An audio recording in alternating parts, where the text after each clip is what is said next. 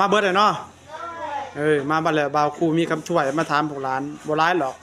ประมาณอยู่2นี่แหละเนาะถ้าตอบไล่ถ้าตอบบ่ไล่ก็สิแม่นเอาคำถามเดียวคำช่วยเดียวคำช่วยมีอยู่ว่าผู้อยู่ห้วยสานม่องผู้อยู่น้องกองกลผู้อยู่น้องกองกลเป็นหยังไผฮู้ได้ลูกตอบเด้อมีผู้ฮู้บ่คันบ่ฮู้ก็ติดหนีบ่าวครูไปหาคำตอบมาตอบชั่วโมงหน้านี่บ่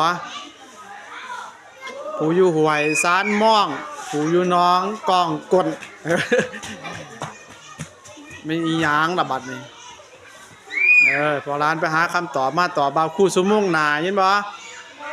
ชั่วโมงนี้ติดหนีไปตอบบ่ไรฮะขี่ไหวมันบ่ทันแมนยังบ่ทันแมนอยู่ยินบ่ยังบ่ทันแมนคำตอบยินบ่ฮะป้าก็ยังบ่ทันแมนอยู่บ้านแหก็ยังบ่ทันแมนอยู่ไปคนคิดไปถามผู้ใหญ่ไปถามผู้เฒ่ามาอันนี้แม่นคำถ้วยของขึ้นมาคุณสมัยบูฮ่านยินบ่ผู้อยู่ห้วยสานม่องว่าสันจือเด้อผู้อยู่น้องกองก้นให้โบราณไปถามเพิ่นมายินบ่มาตอบบ่าวครูชั่วโมงหน้ายินบ่โอเคไปพักผ่อนได้บัดนี้